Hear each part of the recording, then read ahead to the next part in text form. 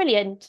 So yes, good afternoon, everyone, and welcome to the Immersive Technologies in Education webinar. It's really great to have you all joining us this afternoon.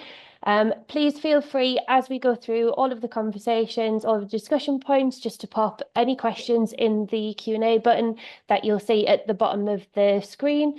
And we'll try to get through as many as possible. And as I say, please do say hello in the chat, so we know who we're speaking with this afternoon.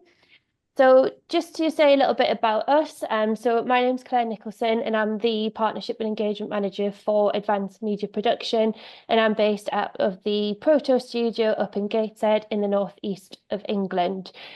So Advanced Media Production, or AMP, as you'll hear us referring to, this was actually a network that was developed by Digital Catapult and Target 3D and is funded by Innovate UK. And we represent the UK's first networked advanced media production studios.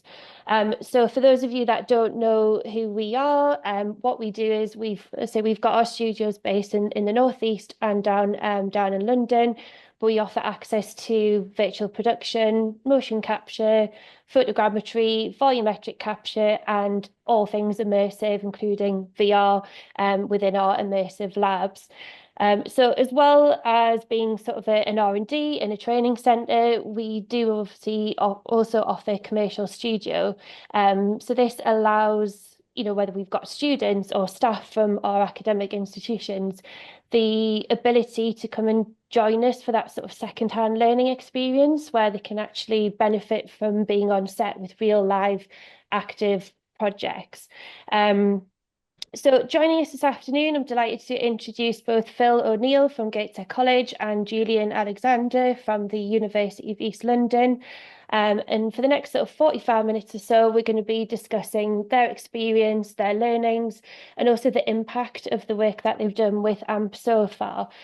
So I'm going to hand over, first of all, to Phil, if you'd like to introduce yourself.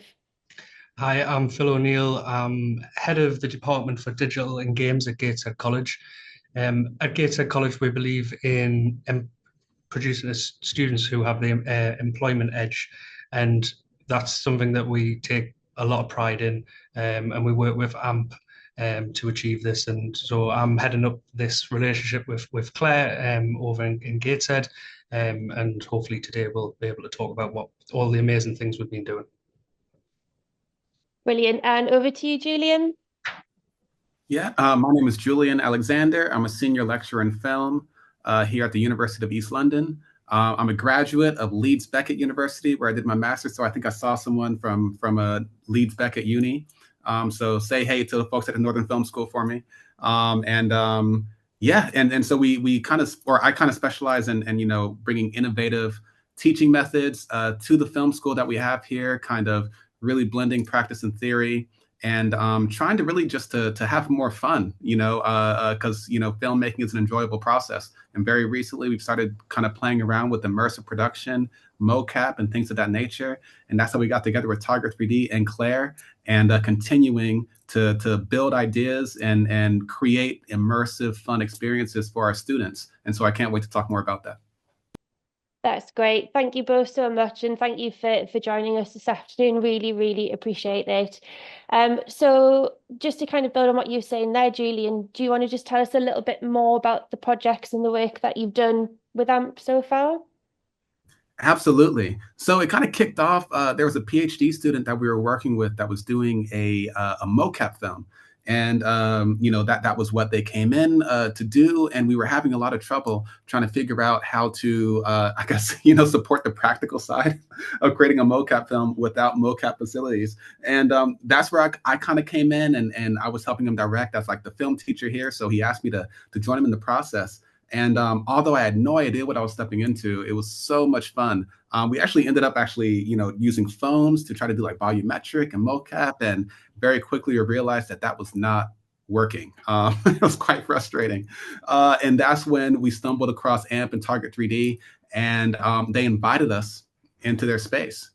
So we ended up working with Target 3D, and I got some actors from our film school, and we kind of all the light bulbs kind of were going off for me watching the film students in the mocap suits kind of interacting with this. And I kind of immediately got together with our games department and our actors in our acting department and pitched this idea where, hey, maybe this can be something that our students can be doing more regularly, especially as we see this industry moving towards, I guess, a digital space, and where kind of actors are more regularly getting mocap gigs as, like, I think games and 3D animation, I guess, gets more and more lifelike and uncanny. And so it's an exciting place where I think, you know, film technique and game technique is starting to merge a little bit. And we just had a lot of fun playing around with those things. And so I pitched this project or this idea to the folks at Target 3D and AMP, and they said, thumbs up, let's give it a shot and kind of run a pilot to see if we can do it. And we had a really, really successful day. I'm going to play a clip kind of showcasing what we did on that day at Target 3D. And I'm going to talk through this scene. So what was really, really fun is that we had, these are our two of our second year film students who are here, and they're recreating a scene based on the game Metal Gear Solid, and it was written by actual game students. So the game students worked on creating the scenes with the with the acting students. And then after this, the games animation students will actually end up taking the skeletons that you see on the right side of the screen and turning this into an actual, you know, I guess, you know, 3D cutscene that is reminiscent maybe of a game like Metal Gear Solid, but giving the game animators a chance to make it their own. You know, so using Metal Gear as the inspiration, you know, some students were thinking about Mortal Kombat and a variety of other games. And then they get a chance to kind of put their own spin on it. And it was a lot of fun. We had Tom McCarran, who is a mocap actor who's appeared in many games such as Alien and various other video games. Funny enough, some of the games that we were recreating, Tom was actually a part of, and he was there directing us and helping direct the students as well. And we really created a fully immersive kind of industry standard experience, you know, for all of us. I guess the only credit I'll take is just kind of maybe putting these pieces together and bringing people somehow, some way on the day. But I learned so much. Frankly, I think I learned more than the students. And those are kind of that's when I start to enjoy the role that I have as a lecturer, and kind of seeing maybe the impact that we can have creating these kind of innovative experiences where, like, I think the educational side of it kind of ripples on, I think, you know, and kind of allows for more kind of innovative ideas to grow and for students to have an experience that I think they're not going to forget. And so I really appreciate the work that AMP is doing. You know, it's really, really cool. And I can't wait to figure out more things that we can do in that nature.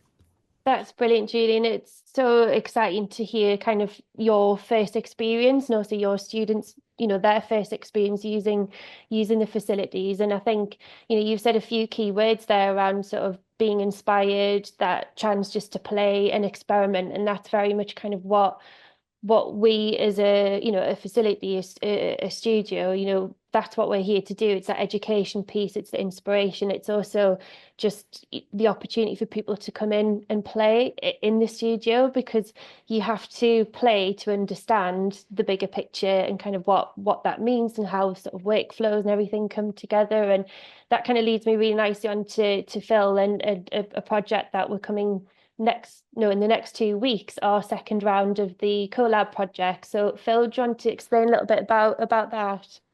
Yeah, so the collab initiative at the college is basically getting lots of different curriculum areas working together, and that could be over a project with any sort of brief, but just the understanding that business students can work with game students, or game students could work with construction students. And with the one that we've been working with AMP last year, we looked at the virtual production. And that was from start to finish, from concept art to actually shooting and creating the actual finished piece. Within that, there was art, design and media, digital students, game students, film and TV, performing arts, music, hair and beauty. Literally any kind of corner of the college was involved in that pipeline. And it was really interesting to see the students collaborate across the whole year, because it wasn't wasn't just a week project. It was a long project to sort of put together, but also to pull off as well. And we're replicating it to some degree this year. We're scaling back a little bit this year, just to, instead of having a full virtual production shoot, it's going to be one scene within the finished piece, and that was lessons learned, because I think that's a good part of what we do with the collaboration is lessons learned, and it's about making sure. So yeah, so the new project is just one scene, so it's going to actually have a bit more finesse and making sure the students can spend a little bit more time and it's not spread across a bigger outcome. But yeah, the main takeaway for me is the collaboration piece. I mean, we've been partners for about 7 years now with PROTO and with AMP, and the doors that it's opened for us as a college have been amazing. Obviously, lots of businesses use PROTO as a hub, so it's opened up lots of work experience, apprenticeships, skills boot camps. I could keep going on. Industry placements. We host the Gamerama, the final year show.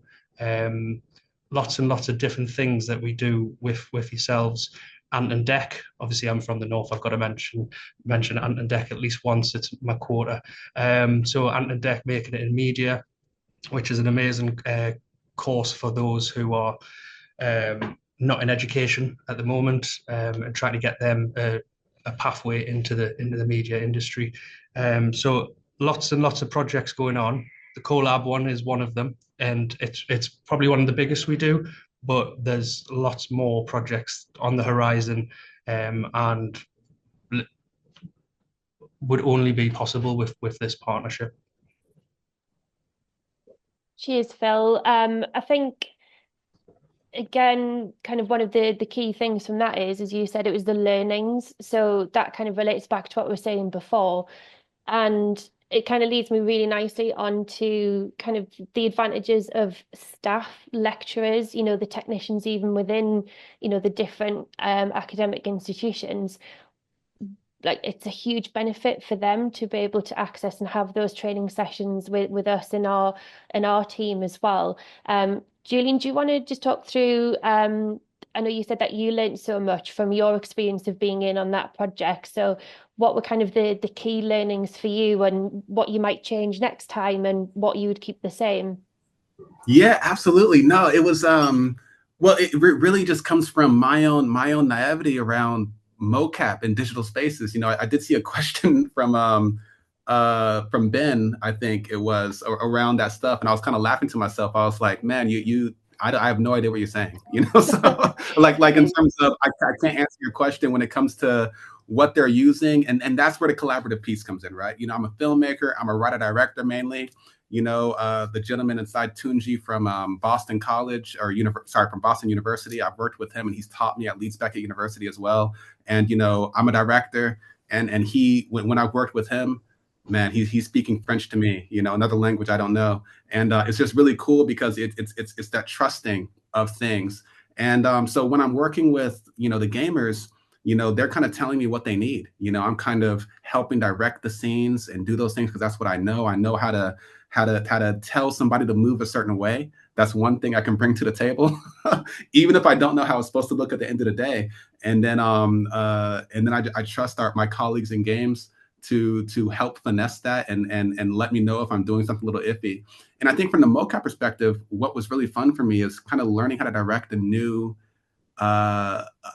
style, right? Having to be even bigger, right? Beyond theater direct, like, where theater, we think that's huge.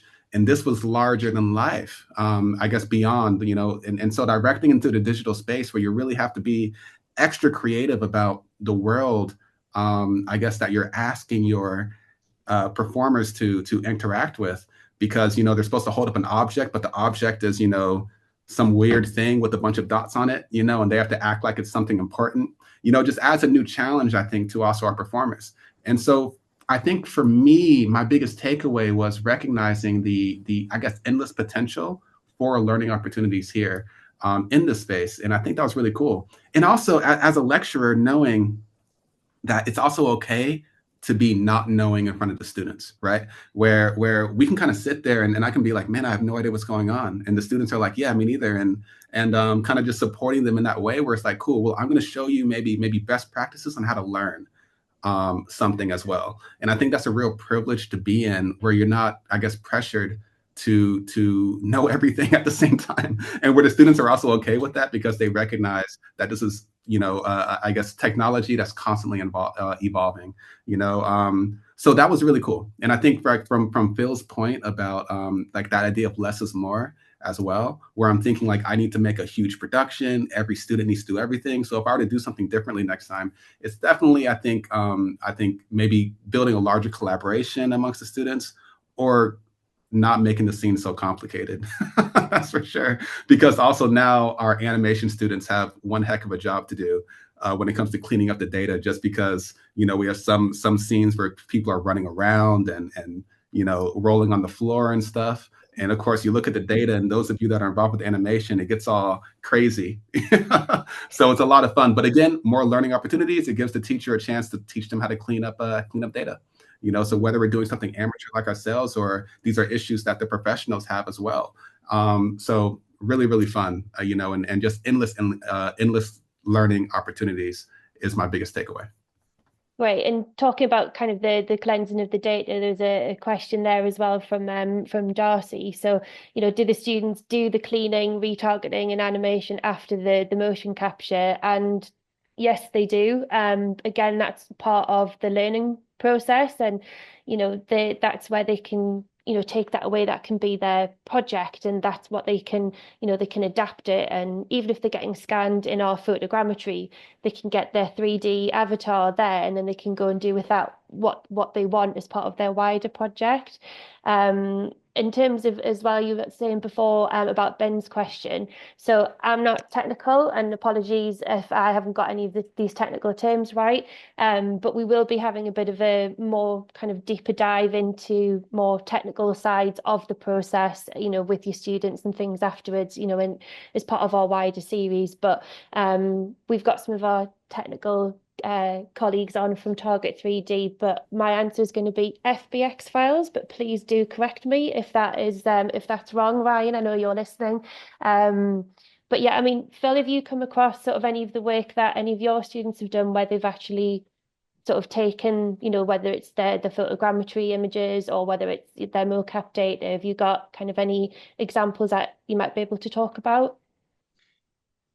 Yeah, I mean, that whole virtual production side of things, but every visit that we come over quite a lot to Proto and yourselves to have trips and visits. The students get involved in the mocap. The data is then given to us, and yeah, the students take that back, clean it up as best as you can sometimes. And again, it's lessons learned. Maybe shouldn't have moved like that. Next time we go back, do it slower, things like that. But I think that learning that we talked about before, we've had about 20 staff over at AMP to actually get trained up without the students there as well. So that was a full day event. We've got another one planned in next month, I want to say, next month. But that in itself has transformed our curriculum, our intent, everything that we do.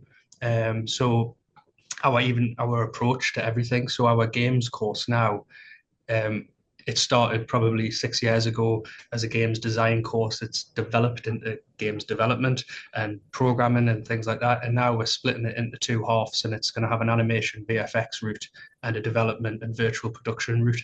And that's solely on the work that we've done and we've learned through working with yourselves as well. So yes, there's lots of lessons that we're still learning, and yeah, walking into that space and not having a clue of what's going on and then leaving with a little bit of a clue, it just shows the potential for the staff and the learners. Yeah, so it's a really, really, really good space to use and utilize.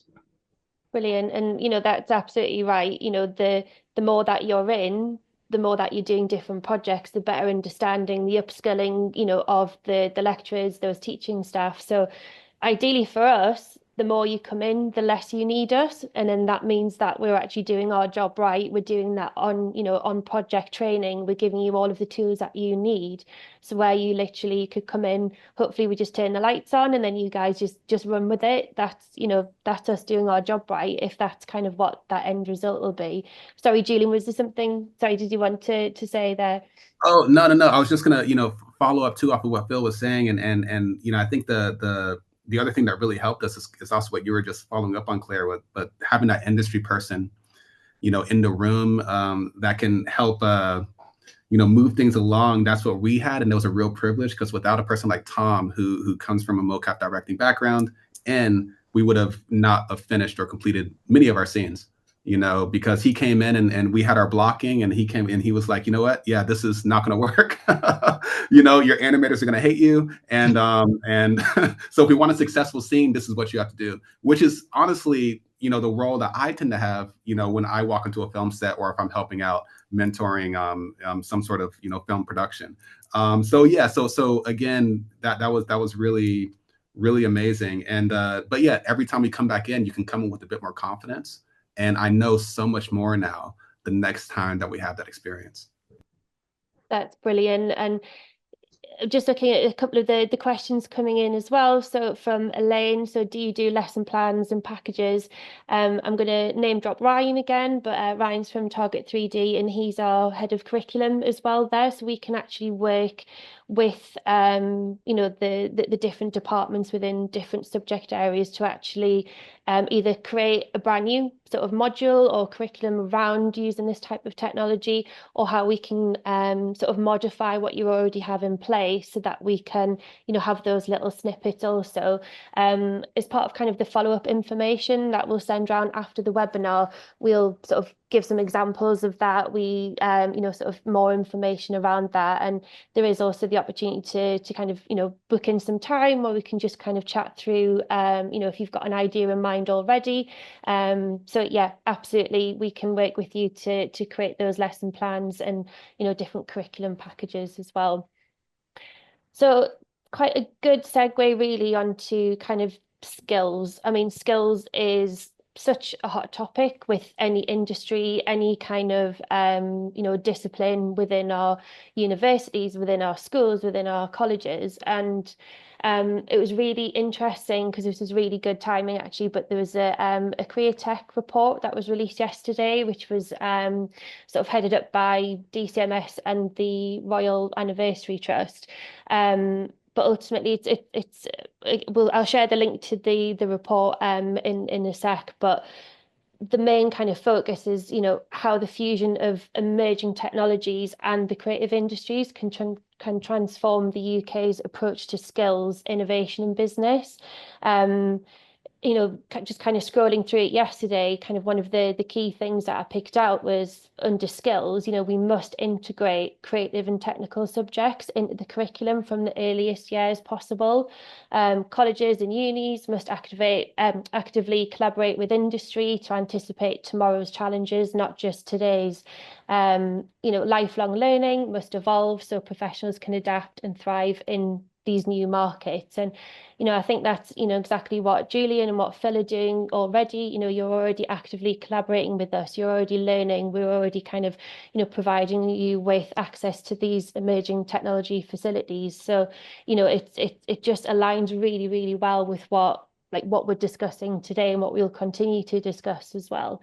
And I think there was a quote from Screen Industries Growth Network, and so many of the jobs now in the screen industries are career tech, especially with the rise of virtual production technologies. There's hardly anybody in the screen industry who doesn't have to interface with technology at some point. So yeah, they're just kind of the key sort of some key points that I wanted to kind of highlight from there. But I say I'll share it in the chat in a moment. But even with the career tech side, even with screen industry, film, TV, the game students, what do you see as the possibility for students are not just from TV and film, but all kind of industry sectors? And Phil, I'll hand over to you first. Well, the collab project obviously incorporated lots of other students like the performing arts. I know Julian mentioned like actors and things like that. Hair and beauty, the music. Without the hair and beauty and the music, it would be a bit weird and watching an end piece, you know. And they really brought it to life. I think as we start to think a little bit more outside the box, we have to start thinking about some of them less creative industries. So, for instance, construction. How can we bring construction on board? Well, actually, there was a collab piece that the college had done with the performing arts students, and the construction students actually created a set for. They did a Adam's Family theatre production, and the construction students actually created the set. So the foreground set could be created by the construction students, and then everything else, and then you're just bringing in more and more and more different areas. But yeah, no, I think that digital technologies as something that needs to branch out across all disciplines is very, very important to education from a young age. Obviously, we get them from around about 16 years old. A lot of more work needs to be done at primary school level as well. But as they come in, and the thirst for knowledge is going up and up, and by the time they get to Julian, the hopefully the minds are going to be even more open than ours are at the moment, and just like a sponge and wanting to kind of absorb all of that. But yeah, so back to the point though, I think there's lots of different disciplinaries that we haven't explored yet that we could, and we could try to be a bit more innovative, to bring them on board. And Julian, have you got anything to add there? Yeah, sure. Yeah, agreeing with everything that Phil just said, and other things that, at least at our university that are using some, digital tech, creatively, like our fashion department, they're looking at digital fashion shows. At London Fashion Week a couple years ago, they had, like a more like an XR, AR experience. And then I think I've seen recently at some like the more, high profile, shows, we're actually seeing these digital runways where models and they're working with it, and they're motion capturing the looks. And so those are fun things that we can start to really kind of consider when we think about kind of expanding this web of mocap collaboration. And that's, again, what excited me the most. And also we have a really good interior design and architecture department. And I've already kind of approached him about, more like live action things, like maybe helping out with some production design, set dressing, and actual literal set building or building flats, for a set. But this would actually be a more sustainable way to do it, because they're already working with Unreal Engine and all these different things. So they already have the skills, to make it happen. And I think that's the fun part, where oftentimes in filmmaking live action, people that you end up interacting with on set, they never went to film school. They kind of fell into, these roles on set, right? Because some of them just aren't necessarily like the most creative roles. So they might be like a spark or something like that. And you learn that they have an electrician background or a construction background. And rather than, working on a house or something like that, they're building flats or building sets or rigging, lights. It just happens to be for a Hollywood production maybe. And I think that's a really cool way to get into the industry, and where you have people that come from different experiences making this artwork. And to see it now in this digital space, I think it's just a little bit easier, because it's maybe not as physically taxing. Aside for the actors have to run around in the motion capture suits, but it also invites, I think, more, I guess, the IT and the computer science world now into the creative, I guess, production. No, that's great. And I think, whenever we talk about immersive technology and, the VR headsets, you think about, what they were originally designed for. It was for gaming, but now I don't think there's any industry that doesn't implement or use any kind of immersive technology, the VR headsets, the augmented reality.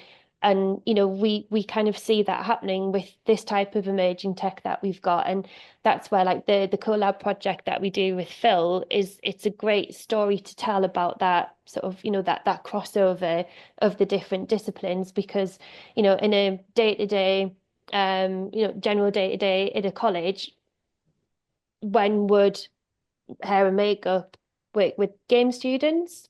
Chances are zero, never. But this kind of allows you to kind of I don't want to say force, it's quite a strong word, but encourage that cross collaboration so that each area that's involved with using this type of emerging tech understands what each area need to kind of focus on. And your makeup might be slightly different and your lighting up might be slightly different skills needed, or sorry, different understanding needed for a virtual production shoot, or implementing that with mocap, etc. I mean, there's so much that we could talk about, and that's why I still get really excited by it all. But I guess we've kind of talked about all the positives, but is there any from either, people that you talk to or from your experience, like, do you see any kind of barriers between sort of, education and accessing something like AMP? So yeah, what's kind of your experience of what you've seen as a barrier so far? Sorry, Phil.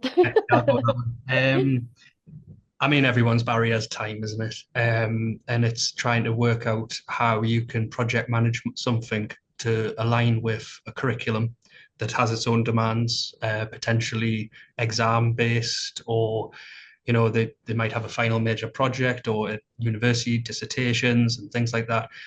It's about how we incorporate what we're doing with AMP into the actual curriculum itself. So it's not an add-on, it's not a bolt-on, it's actually something that the students are coming here to do. So that's through your initial advice and guidance, knowing that that's the route that they're going to take. So everyone has that expectation. So time is the biggest barrier. Obviously, partnerships and things come at a cost. For FE colleges, that cost could be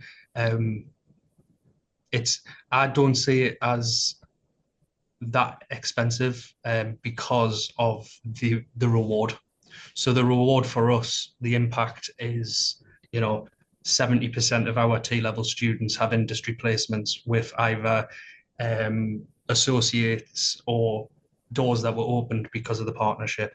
A quarter of the game students have had week-long placements because of the partnership. I could reel off lots and lots more. There's apprenticeship opportunities that we've had because of the partnership. There's skills boot camps. We get to use the facilities we wouldn't be able to do a skills boot camp in virtual production if we didn't have the partnership. So the reward in funding that we get, without getting too tied up in funding and all of that, kind of either outweighs like massively the cost.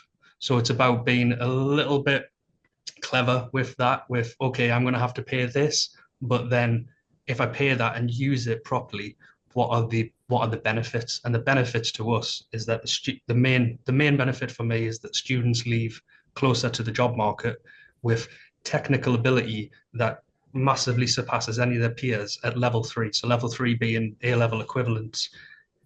Like, you're leaving a college with knowing how to do some sort of virtual production. It's not going to be at Julian's level where they're at university. However, you know what?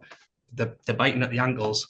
It's close because we have that technical support that you offer as well. So yeah, there are a few barriers, but challenges, I would say, challenges can be overcome, and that's why we're collaborating and kind of put our heads together. And if something doesn't work, we always go back and forwards and say, actually, I'm not going to run a skills bootcamp this year. Can I flip it and have some more trips and visits or some more work experience? And it's always that two-way conversation, which works really well. Absolutely. And Julian, what about yourself? Yeah, I do like Phil's word about a challenge.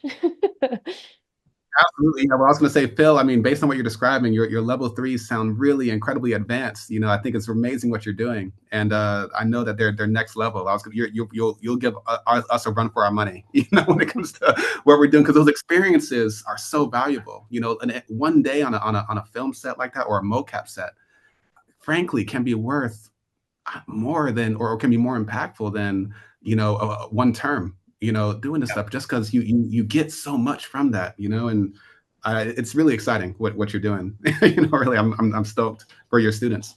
But yeah, like Phil said, the challenges are always worth it because the impact is is yeah, I don't know. The impact just makes every challenge worth it, and I kind of see, these collaborations, it just requires, I call it like hyper collaboration, hyper flexibility.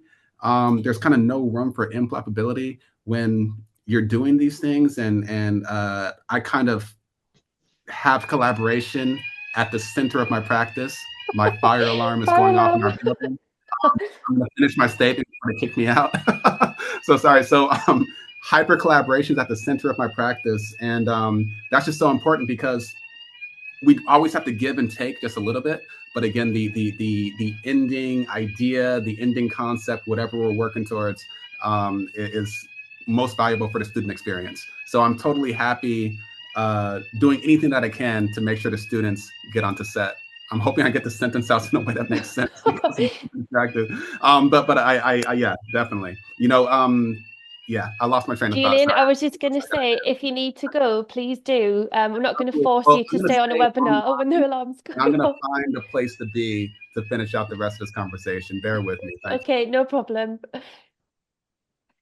Sorry, now I've lost my train of thought with that as well. But I think you've kind of both yourself and Julian, I think you've kind of explained really, really well and hopefully kind of let the audience kind of understand, what the value is in sort of, trying to find means and ways of the staff, the students coming in to, to kind of use these types of technologies. And just to kind of look at it, there's been a few questions come through. So there's one there from Lucy around, how can we open up these wonderful facilities to freelance artists? Well, the answer is we we we want to invite more and more freelance artists into our space, to whether that be to use, virtual production or to use the mocap facilities. And we do run sort of regular workshops, both at our studio up in the northeast, but also down in Dock Street as well. But it all starts, especially if you're unfamiliar with what we've got, in the same way that Phil did, in the same way that Julian did, just starts with that conversation. Come in, have a tour, come and see the space. But also as well, it opens up more opportunities because if you can, get some of that experience under your belt as well, we're always looking for freelancers to work with on projects, whether that's, anything with Phil in the college or with Julie in the uni and, our other kind of academic partners that we've got, but also with our commercial bookings. We've got like our little black book of, people that are experienced in motion capture or, director photography. And we also want to support that and support those freelancers. So really good question. And again, that's something that we can kind of follow up with in a bit more detail with yourself, Lucy, but obviously anyone else that's kind of interested in that. And, the hope for us as well is if any of the students that are coming through our doors, they could also be a freelancer on the side of, whatever their kind of day-to-day job is as well, because they've already had experience of working with the facilities as well. So that allows us to, reach out to Phil and say, we need someone for a couple of days. Is there any of your students that want to come and get that, that real life kind of experience, which is currently what we're in the middle of doing at the moment. We've been really fortunate to have some funded projects come through the door up in the northeast, and we've got 15 R&D funded projects in from 2 weeks ago till the end of March. And it's production companies, it's freelancers, it's creative artists, it's so many different types of people that we're actually getting through the doors. But it enables us to say, we've got these opportunities. Can someone come and be a runner, come and do some BTS? And, it's just really exciting that we can actually merge all of our activity to the benefit of students and even the staff as well at the colleges. So I hope Julian's okay. He's not returned, but it's just you and I, Phil. That's Okay, so another one from Lucy that's just come in. So it's wonderful to hear about the interdisciplinary teaching and collaborating with other courses. How can we close that gap between the training and employment? Phil, I'm going to leave that one to you. So, well, the first step is getting that project right, and it's working with the employers to actually, make sure that the end goal is what employers are actually looking for. We're very fortunate in the Northeast. We've got a growing sector. We have employer panels to make sure that what we are setting out to do is what what they need. But I think it's the closing that gap with the experience is the first step. So it's getting them freelance people in, it's getting the productions in, and being open to having students there. Because how many times have you heard on a if you're working in the film and TV industry, it's hi Julie, it's you always hear the story of, well, I was a runner and now I'm doing this. You start from that position. So if that is a work experience runner, um, but working in that virtual production, I think that's where we start to close the gap. And it's about, right, okay, I've just done with the college, I've just done a project, but now I'm doing this as a work experience. So I've got a little bit of experience of the kit and the tech. Now I'm doing a runner job, but actually I can do so much more. And you start to see that in the production on the floor. You start to pick point, like that person knows what they're talking about. Do you want to come back? And it's all that, it's getting their face out there. So it's it's an organic sort of process, but I think we're doing the right things to close that sort of experience gap in a nutshell. Cheers, Phil. Welcome back, Julian. Awesome. Thank you so much. Sorry about that. No, not at all, not at all. I'm pleased that you're somewhere safe Yes. without the alarm going off now. We were just looking at some of the questions that we've got coming through. So Phil's just answered one there around kind of how we can close the gap between sort of training and employment. And there was kind of a second part to that as well. So, how can we introduce new emerging artists, technicians to these kind of employment opportunities? But I hope, Lucy, so I think Phil's kind of covered quite a bit of that there. But again, we can kind of follow up. But there was a question for you, Julian, from Ben. So, from your experience, how can we best utilize traditional filmmaking techniques and practices into the world of mocap and VP when teaching in the context of practical filmmaking? Nice. Oh, that's a great question. I think actually goes to what I was mentioning about accessibility. And I realized that was the, because what's great about, teaching filmmaking is, if you have access to the kit, I mean, at the bare minimum, if you don't have lighting and things like that, we can usually get our hands on a camera of some sort and practice doing our thing and get really creative, even teaching like guerrilla style or really super old school indie style kind of cinematic practice, mumblecore even. And so now when it comes to mocap, there's the baseline of that is inaccessible to most people, right? Because you need, I wish I could tell you, some of you might know just how much maybe like the most basic mocap studio might cost. Whoa, those numbers I know, are quite large, and so it's an expensive thing. And with that, those of you that have mocap studios, it comes with, I guess, specific costs, maybe just like to run it. And then you have the cost of the technicians that need to know it. And then if you are bringing in, maybe externals or I guess whoever's using it, basically I'm saying it just has to make sense, I guess, to have it, right? And so it's high maintenance, really is the best way to describe it. And with that comes, this idea of inaccessibility. And that's kind of what AMP is helping us work around and helping kind of anybody that's involved in partnering with AMP work around. And that's why it's such a valuable thing to have. And so I think the way to do it is really the skill building comes from practice. It comes from doing it, comes from being in the room, comes from figuring it out, it comes from just understanding how these things can work. Because if we're teaching it, on a practical level, inside the location, we need to be, on location or on set, even though it's a virtual space, so I hope that kind of helps answer. I know it's more like a I guess it's a bit of an abstract way to answer it, but it's kind of like by we need to have the tools, and we need to have people that know the tools in order for people like myself as a filmmaker to be able to I guess collaborate and learn it with someone that can come in from the motion capture side and teach these things. The same way where I as a director would be teaching director, and someone else who's a cinematographer or an editor would be teaching that side of things, you know, in a more of a deep dive. But this is one too where I, as the motion capture director, won't necessarily be finishing the project all the way through.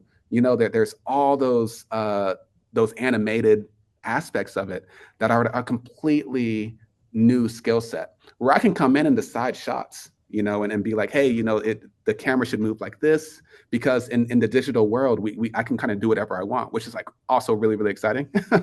You know, and so you know, just it's really the world becomes your oyster in that kind of Unreal Engine, you know, the greatest. It's so cool. And so yeah, we can do that, but then I have no idea actually how to then retarget and do those things. And so it just you open up this new facet of skills that you need. And again, that's where those kind of animators, those 3D designers, Unreal Engine specialists come in, who come in from a variety of places, whether it's a 3D animation program or a gaming program, with those skills. You know, so I hope that answers your question in some way. But I think it's about kind of I'm going to use the word hyper again, because I really think it's necessary. This kind of hyper unapologetic inclusivity is the only way for these collaborations to work, and the only way for us to get these skills across these levels, right? Because mocap is really interesting in that way, where it requires a variety of voices more than just a normal film set, or like a theater program. It becomes yeah, this whole new beast. That's great. Thanks, Julian. I think it's worth kind of pointing out something that you've mentioned there about, you know, whether you've got already your own studio or if you've got just, you know, your own mocap or your own kind of immersive space. It's kind of understanding how you can get the most out of what you've already invested in. So, you know, we work with various, you know, unis or colleges or academic institutions, as well as, you know, kind of commercial businesses and studios. If they've already invested in the kit, we can help get them to that level of understanding where they're not still walking around with the user manual, you know, oh, how do I do this? How do I do that? So even if you've already invested or you're thinking of investing in that, it's still something we can support on, because I mean, you know, we're so passionate about what we're able to do by having, you know, access and, you know, this kind of facility, and we want other people to be able to do that and not be scared of what they've got, because that's kind of something that we've kind of heard through many conversations that we've had. It's like, oh yeah, we've got this, oh, but I don't think we're using it in the right way. Like, we can actually help and support that as well.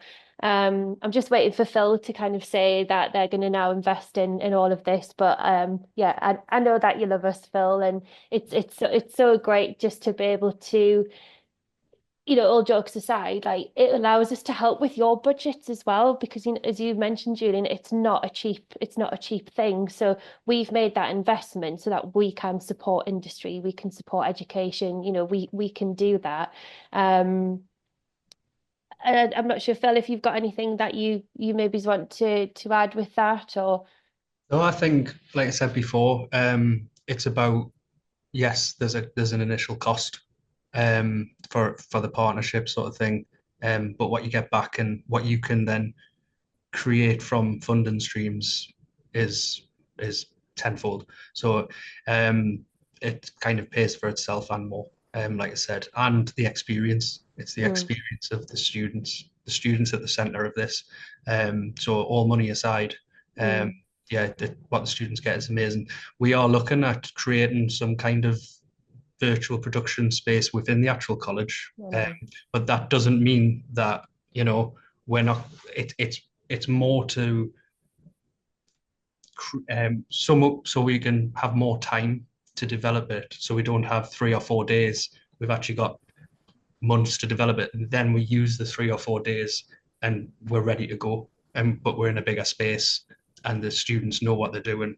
But we'll get there in time. You know, that's capital bids going in, and that might take multiple years. We But don't know. that's great though, because as I was saying before, if we can upskill and work with, students and lecturers to where they don't need our technical support anymore, but Mhm. also if you don't need our studio anymore because even you understand that and you understand you know you've got that kind of full knowledge base so that you can do that self-investment. And then again, we've done our job because we've worked with you, we've got you to that level where as an institution, you can run with that and you can then, work with your students, you can educate, you can inspire them from your home base as well. And I think that's so important. And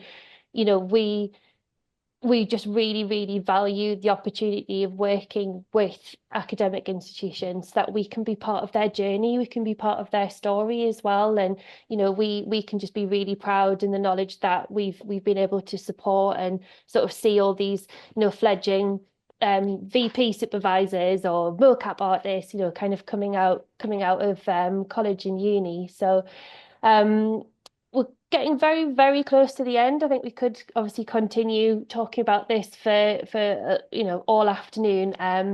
But just to say, if there's anyone with any other kind of questions, if you want to quickly put them in the Q&A, we can try and cover those now. If not, as I say, we can follow up on any other queries that you've got. So what we'll be doing at the end of the webinar. So as soon as it finishes, there'll actually be a survey that pops up on your screen. So if you wouldn't mind just taking a couple of minutes just to fill out that survey, it just helps us obviously get feedback in terms of, what we've been discussing, and also allows you to pop in any kind of future subjects that you'd like us to cover as well. As I say, we're doing kind of like a series of webinars. So any areas you want us to cover, please do pop them in there. Any questions that we didn't get around to answering, we will be following up with an FAQ and responses to those directly and to everyone as well. There will also be a link to my calendar. So love to chat with any of you who've attended this afternoon. If you've got any more questions or if you want to sort of chat through, how we might be able to help and support you. And I guess what's all that's left for me to say is thank you so much, Julian and Phil, for joining us. It's been an absolute pleasure to be speaking to both of you, to hear your journeys, and to hear your experience of working with us. So yeah, thank you so much to you both. And thank you for joining us this afternoon, to all of our audience and for all of the questions. And I think that's about it. So thank you so much, and we will speak to you very soon. And thanks again, guys. Thanks, everyone. Thank you so much. Thank you. Bye now.